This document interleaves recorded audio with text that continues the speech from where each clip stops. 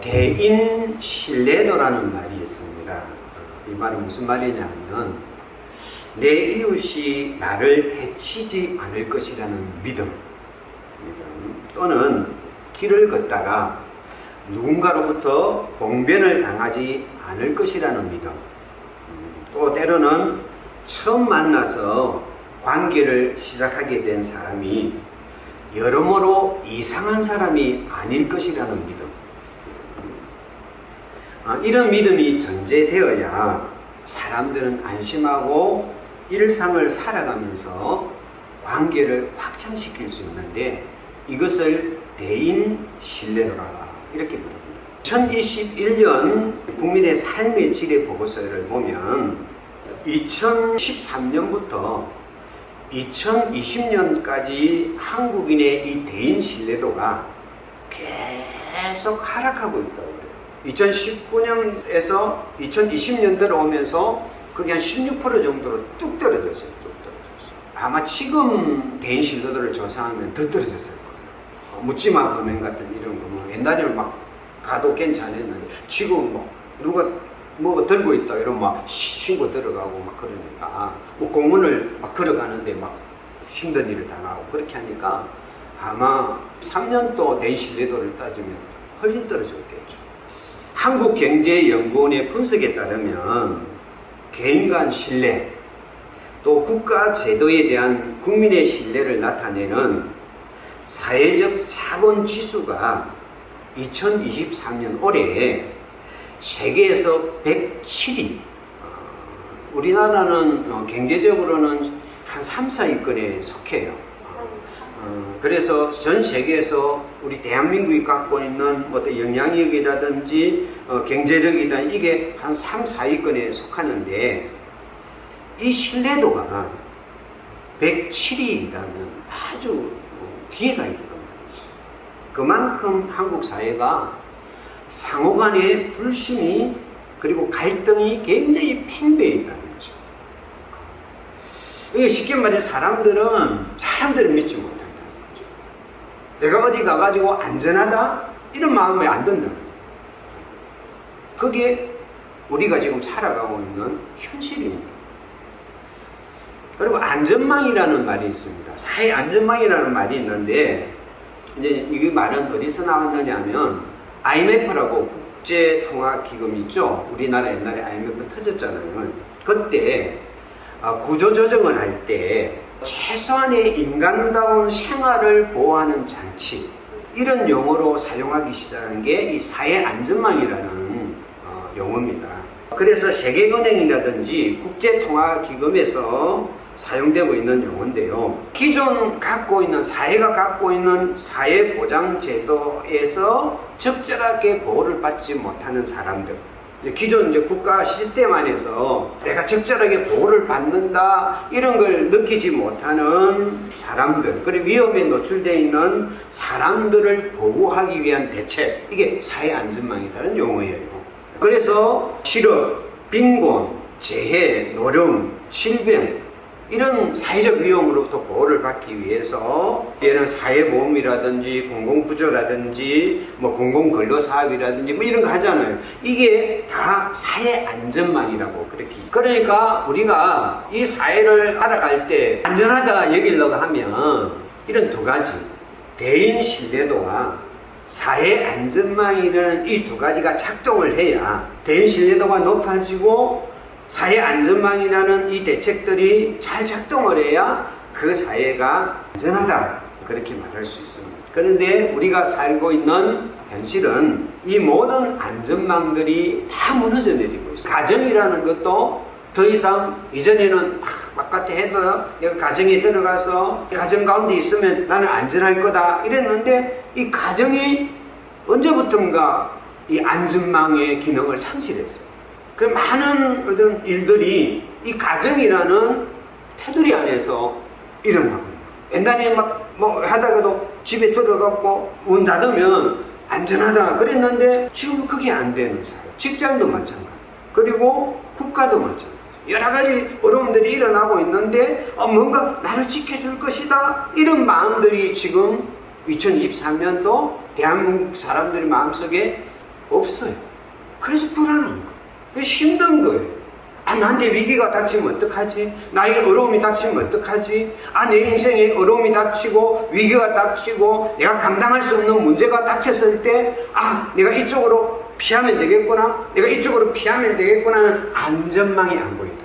이게 우리가 걸어가고 있는 현실의 답답함이에요. 그런데 우리에게 오늘 진정한 안전망, 진정한 피난처에 대한 말씀을 여러분과 함께 은혜를 좀 나누려고. 모든 안전망들이 무너져 내리는 것 같고 모든 신뢰도가 땅에 떨어진 것 같은 지금의 현실 속에 걸어가고 있는 우리들의 삶 속에서 내가 진정으로 피난할 수 있는, 내가 진정으로 피할 수 있는 피난처는 있는가? 시편 118편은 누가 기록했다 이렇게 기록이 되어 있지는 않습니다. 않는데 신학자들이 대개 이 시편 118편을 다윗의 시로 분류를 합니다. 왜냐하면 시의 내용이 다윗의 다른 시편하고 그 내용이나 형식들이 비슷하기 때문에 다윗의 시편으로 분류를 하고 있는데, 오늘 이 시인이 속해 있는 상황을 오늘 10절에서 13절까지는 이렇게 이야기를 합니다. 10절에 보니까 문 나라가 나를 에워쌌으니, 어떤 사람들이 나를 에워싸는 게 아니라 나라들이, 그것도 무수한 나라들이 나를 에워쌌다 그랬어요. 그리고 11절에 그것을 좀 더 강조합니다. 그들이 나를 에워싸고 에워쌌으니 그랬습니다. 처음에는 에워쌌다 그랬는데 11절에 와서는 에워싸고 또 에워쌌다는 이야기를 하고 있고요. 또 12절에 가서는 어떻게 에워쌌느냐, 벌들처럼 나를 에웠다 쌌다 그렇게 이야기를 하고 있어요. 저는 어릴 때 벌들을 좀 만났습니다. 요즘은 벌들 찾기가 힘들지만은 땅벌 있습니다. 땅벌. 땅에다가 벌집을 짓는 땅벌들이 있거든요. 이놈들은 진짜 독합니다. 하다가 불쑥 잘못 건드려 놔놓으면 막 이 벌들이 왕 와가지고 하면 그냥 막 온몸을 다 하면 그냥 감당 못합니다. 그렇게 나를 에웠어요. 왜 그렇게 에워쌌느냐?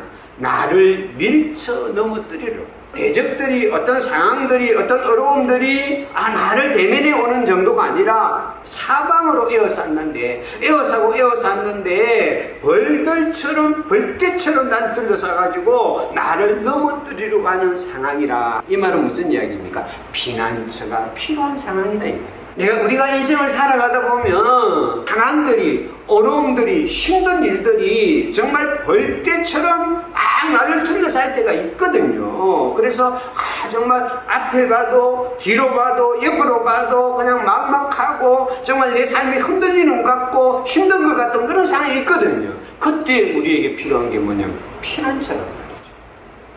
그래서 오늘 여호와가 나의 피난처입니다 하고 고백을 하고 있어요. 자, 본문을 같이 한번 읽도록 하겠습니다. 시작. 여호와께 피하는 것이 사람을 신뢰하는 것보다 나으며 여호와께 피하는 것이 고관들을 신뢰하는 것보다 낫도다.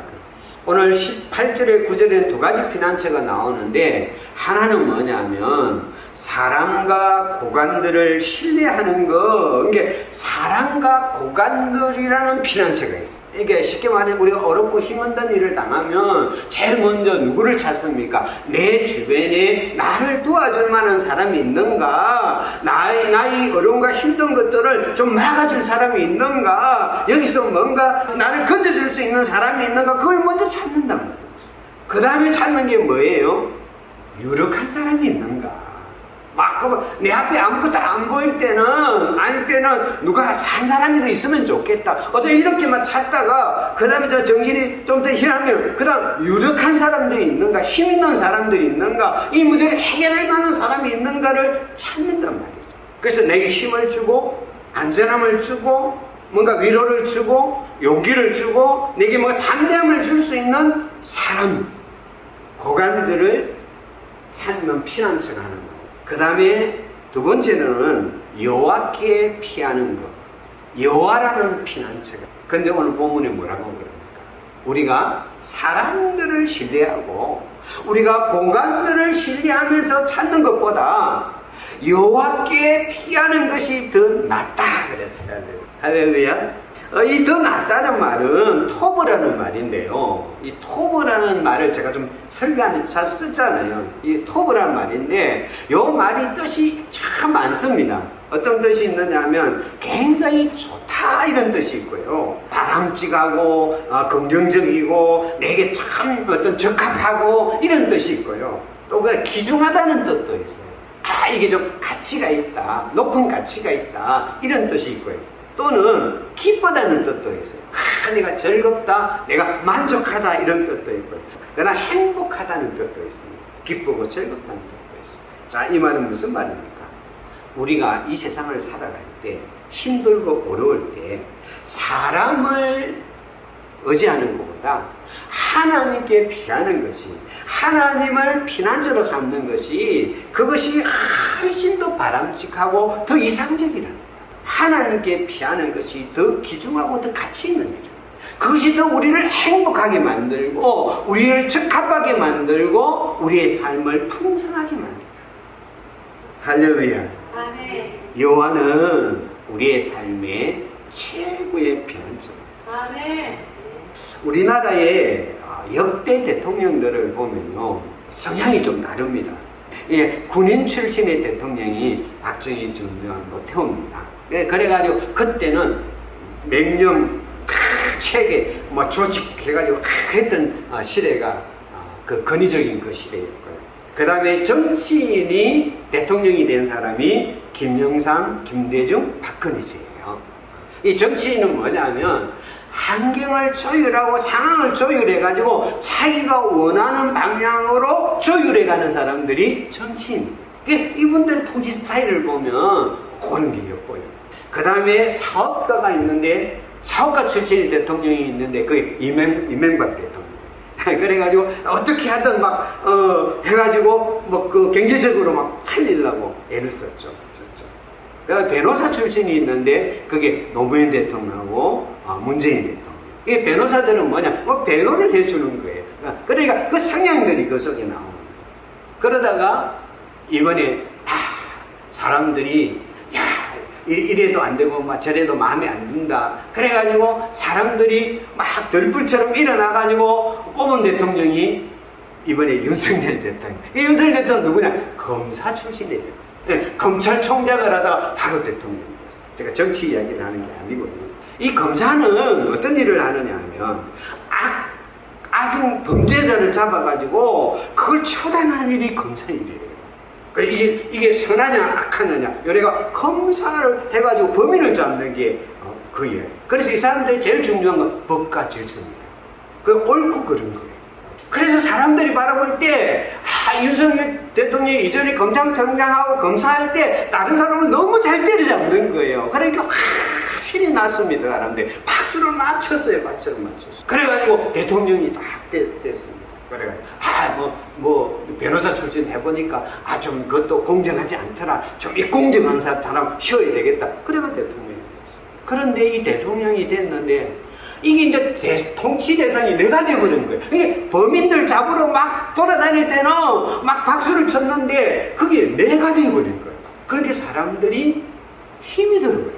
막 적극적으로 막 이렇게 하는 사람은 괜찮은데 아닌 사람들은 힘이 들어요. 그래서 나라가, 백성들이 좀 피곤해져 버렸어요. 이 모든 시스템들이 이게 법이냐, 법적으로 문제가 있느냐 없느냐 막 이렇게 되다 보니까 대통령이 되고 보니까 가만히 보니까 이 실업급여 막 주고 이렇게 하는데 이거 뭐 잘못되고 하는 사람이 없어. 이 실업급여 손보자. 이래가 딱 이야기해보라고. 묻지마 범죄 일어나니까 안 되겠다, 이 척을 좀 많이 해야 되겠다. 그래갖고 장갑차 동원하고 막 특공대 동원해가지고 영마다 쫙 썼어요. 그리고 나오는 이야기가 가석방이 없는 종신행을 하자. 그 다음에 이번에 또 나오는 이야기가 흉악들을 다 수용하는 교도소 집자, 이런 이야기예요. 그러다 보니까 뭐가 없어졌느냐? 피난처가 없어졌어요. 대인 신뢰도가 땅에 떨어졌는데 사람들이 막 법 이쪽으로 막 계속하고 막 이쪽으로 막 강하게 푸시를 해가다 보니까 피난처가 없어졌죠. 여러분, 우리 하나님은 우리의 진정한 피난처. 같이 한번 읽겠습니다. 시작. 주는 포악자의 기세가 성벽을 치는 폭풍과 같을 때에 빈궁한 자의 요새이시며 환난당한 가난한 자의 요새이시며 폭풍 중에 피난처시며 폭염을 피하는 그늘이 되셨사오니.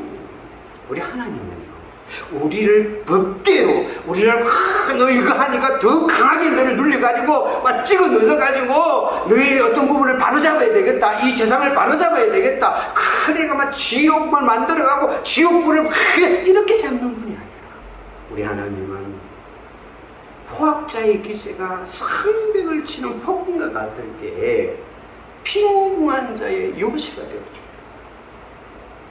누구의 요새요? 빈궁한 자의 요새가 되어줘요. 또 누구의 요새입니까? 환난당한 가난한 자들의 요새가 돼요. 이 가난한 자들이요, 그 자체가 정말 환난인데 그 가난한 자들이 환난을 당하잖아요. 그러니까 하나님께서는 그 가난한 자들의 요새가 되어주고, 폭풍 중에 피난처가 되어주시고, 폭염이 이번에 여름에 막 엄청 뜨거웠는데 그 속에 피할 수 있는 그늘이 되어주셨어요. 여러분, 우리 하나님은 우리의 피난처인 줄 믿습니다. 그런데 하나님이 다른 사람들보다 최고의 피난처가 되는 이유가 뭐냐면, 최고의 피난처일 수밖에 없는 이유가 있습니다. 그게 뭐냐면 내 편이신 피난처. 피난처인데, 하나님은 피난처는 피난처인데 바로 내 편인 피난처예요. 같이 한번 읽어볼까요? 시작. 여호와는 내 편이시라. 내가 두려워하지 아니하리니 사람이 내게 어찌하니까. 여호와께서 내 편이 되사 나를 돕는 자 중에 계시니 그러므로 나를 미워하는 자들에게 보호하시는 것을 내가 보리로다. 내 편이라, 나를 위한. 내 편이라는 말은 나 자체를 받아들이고 나 자체를 품어주는 분이다. 내 입장에서 내 이야기를 들어주고 내 입장에서 나를 품어주는 피난처가 하나님이다.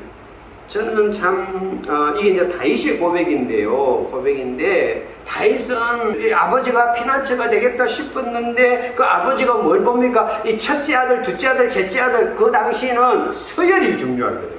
이렇게 막내인 다윗은 이게 간임 대상이 아닌 거예요. 그러니까 그 아버지는 누구 편이냐면 큰아들 편이고요. 그다음 큰아들 잘못되면 둘째 아들 편이고 그다음 셋째 아들 편이고 다윗 편이 아니에요. 그 형제들이 있는데 그 형제들은 아무도 다윗 편이 아니에요. 다윗을 어떻게 대합니까? 시기하고요. 다윗에 대해서 멸시하고요. 너 여기 뭐 전쟁터에 왔느냐 이렇게 돼야지 다윗 편이 아니에요. 이 사울왕도 마찬가지죠. 사울왕 같은 경우도 늘 시기하고 어떻게 하든 자기를 죽이려고, 그러니까 사울도 자기 편이 아니에요. 이놈의 자식들 다 키워놨더니 그 자식들이 전부 다 자기 욕심 책임면서 자기 아버지 마음을 다 아프게 만드니까 내 편이 아니에요. 그래서 다윗의 인생이 가만히 자기가 다뤄보니까 궁극적으로 자기 편인 사람들이 없어요. 그래서 고백하는 것이 여호와가 내 편이다. 아무도 자기 편이 안 될 때 하나님이 다윗의 편이 되어가지고 하나님이 그를 도와주셨고 하나님이 그를 일으켰기 때문에, 그래서 그는 이렇게 고백을 하는 겁니다. 시작. 주의 얼굴을 내게서 숨기지 마시고 주의 종을 놓아여 버리지 마소서. 주는 나의 도움이 되셨나이다. 나의 구원의 하나님이시여 나를 버리지 마시고 떠나지 마소서. 내 부모는 나를 버렸으나 여호와는 나를 영접하시리라.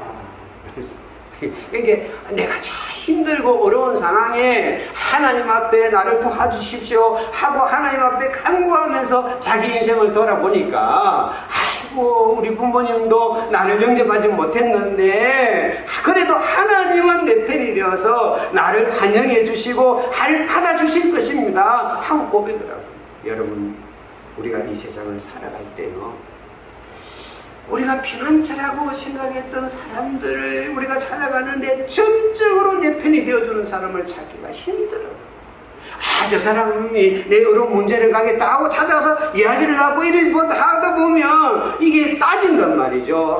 너는 뭐 어쩌다 그런 일을 당했나? 내가 이렇게 했으면 이렇게 될 건데 왜 그렇게 어려운 일을 당했느냐? 막 이렇게 하다 보니까 막 내가 그 사람을 피하러 갔나? 피난처가 되어 갔는데 막 그렇게 나에게 따지고 막 이렇게 이야기하다 보면 이게 실수가 없는 거야. 피할 수가 없어요. 내 편이 없어요. 그런데 하나님은 내 편이에요. 이 세상에 우리가 이 땅을 살아갈 때 무조건 내 편을 들어주는 분이 있습니다. 그분이 바로 하나님인 줄 믿습니다. 애들을 키우다 보면 이 부모들은 자식을 좀 제대로 잘 키워보려고 막 엄하게 해야죠. 막 공부해라, 뭐해라 많이 하는데 할머니들은 그냥 그 손자 손녀를 보면 그냥 막 귀여워가지고 눈에 넣어도 안 아파가지고 그냥 와가지고 뭐라 할 줄을 몰라요. 그래가지고 무조건 손잡혀. 무조건 손옆에 뭘 이야기해도 아니다 네가 잘못했다 우리 애는 뭐 잘못한 거 없다고 무조건 편이래요. 특히 그 외할머니 여기 친할머니보다 외할머니가 더 내 편이 더 되어준다. 저희 어릴 때는 그래 외갓집 가는 게 그렇게 좋았어요. 특히 외갓집에 외할머니가 있으면 외갓집에 외할머니가 있으면 그렇게 가면 무조건 막 어떤 상황이 다시 맛있는 거나 주고 막 모든 이야기 들어주고 무조건 내 편이에요. 그러니까 내가 어떤 이야기를 해도 무슨 이야기를 하고 내가 어떤 상황이 일어날지라도 무조건 내 편이에요. 그래 엄마가 뭐라 하면 누구면 할머니 됐습니다. 피난처 내 편입니다. 여러분 이 세상을 살아갈 때요 우리가 아무 이유지 따지지도 않고 내 편을 들어주는 피난처가 필요해요. 우리는 잘할 수도 있고 잘못할 수도 있고 우리가 하는 모든 문제들이 내 실수로 일어나는 문제일 수도 있거든요. 그러니까 내가 일어나는 어떤 어려움과 힘든 것들이 전적으로 바깥에 있는 게 때로는 그게 내 어떤 판단이라든지 내 잘못된 어떤 것 때문에 일어나는 일들이 많거든요. 그런데 그걸 꼭 그 부부간에 그런 때가 많거든요. 막 힘들어가지고 막 죽겠다 이야기하면요 그 옳다 그러다 이야기하면 부부싸움이 일어나요. 내 편 들어달라고 내 편 들어달라고 너가 막 이야기하는데 그게 뭐 이래서 잘했고 이게 잘못다 이러면 이제 부부싸움이 일어나요. 우리 하나님이 내 편이십니다. 우리의 부족함과 우리의 연약함에도 불구하고 나를 품어주시는 내 편이신 하나님이기 때문에 그러기 때문에 그분만이 온전한 피난처가 됩니다. 시편 91편 1절 4절 같이 한번 읽겠습니다. 시작. 지존자의 은밀한 곳에 거주하며 전능자의 그늘 아래 사는 자여 그가 너를 그의 깃으로 덮으리니 내가 그의 날개 아래 피하리로다. 그의 진실함은 방패와 선방패가 되시나니. 여러분 우리 하나님은 어떤 분인가? 우리가 하나님께 오면 그의 날개 깃으로 우리를 덮어주세요. 새의 가장 부드러운 털이 어디 있느냐면 그 날개 밑에 있는 털이에요. 제일 부드럽고요. 제일 따뜻하고요. 바깥에 있는 털들은요 굉장히 거칠어요. 보았는데 날개 밑에 있는 털은요 굉장히 편해가지고 따뜻해요. 그래서 새끼새가 풍파를 만나고 얼음을 만나가지고 이렇게 상처받고 저렇게 상처받고 이렇게 힘들어가지고 어미새에게 오면 그 어미새가요 그 날개를 딱 해가지고 그 새끼를 날개 깃으로 딱 덮으면 아무리 폭풍이 불고 아무리 어려움이 오고 아무리 힘든 상황이 온다 할지라도 그 날개깃 아래서는 최고로 편안하고 최고로 안전한 것이 바로 날개깃입니다. 하나님이 우리 편이 되셔서 우리를 날개깃으로 품어주시는 줄 믿습니다. 성경에 보면 헬루증 걸린 여인이요. 헬루증이라는 병 자체가 피를 계속 흘리는 병이기에 종교적으로 부정한 병이에요. 부정한 병이기 때문에 이걸 사람들이 그 사람을 만나면 자기가 부정해지기 때문에 아무도 자기 편이 없는 병이 헬루증이라는 거예요. 자기 편이 없어요. 누가 옆에 와가지고 같이 있어줄 수가 없어요. 왜냐하면 부정해지니까. 그래서 혈증 걸린 여인은 그가 평생의 그 병 때문에 아무도 자기 편이 없는 인생을 살아요. 그래서 더 이상 희망도 더 이상 피난처도 없는 여인인데 이 여자가 예수님에 대한 소문을 들었어요.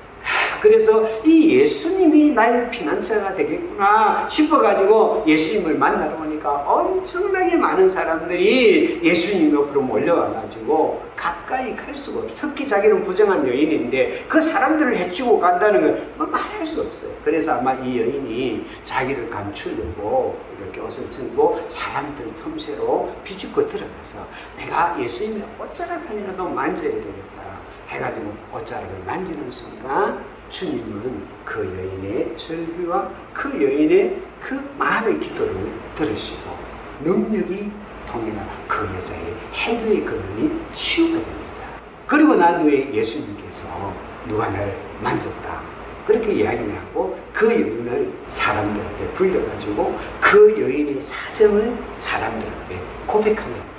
고백하고 난 후에 예수님께서 모든 사람들 앞에서 이렇게 선포를 합니다. 같이 한번 읽어볼까요? 시작. 예수께서 이르시되 따라 내 믿음이 너를 구원하였으니 평안히 가라. 내 병에서 놓여 건강할지어다. 아무런 피난처가 없던 그 여인을 우리 예수님께서는 품어주시고 그 여인을 치유하여 주시고 그리고 모든 사람들 앞에 선포를 합니다. 이 여인은 이제 병에서 건강해졌다. 이제 이 여인은 건강한 여인이다 하고 선포를 하면서 그 여인의 삶에 새로운 길을 열어주신 분이 우리 예수님입니다. 때로는 우리가 이 세상을 살아갈 때 희망이 없고 소망이 없고 피난처가 없을지라도 우리 예수님은 우리의 피난처가 되어주시는 줄 믿습니다. 그래서 하나님 아버지는 우리의 진정한 피난처십니다. 성경을 같이 읽도록 하겠습니다. 시작.